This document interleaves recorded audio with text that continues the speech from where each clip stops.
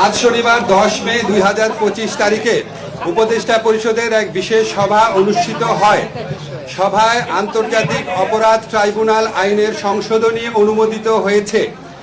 সংশোধনী অনুযায়ী আন্তর্জাতিক অপরাধ ট্রাইব্যুনাল কোনো রাজনৈতিক দল, তার অঙ্গ সংগঠন বা সমর্থক গোষ্ঠীকে শাস্তি দিতে পারবে।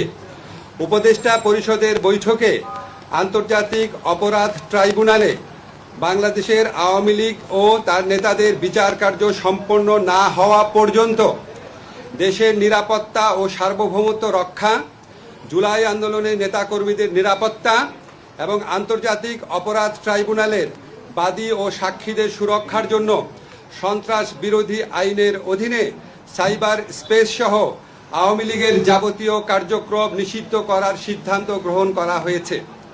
এই বিষয়ে প্রয়োজনীয় পরিপত্র পরবর্তী কর্মদিবসে জারি করা হবে।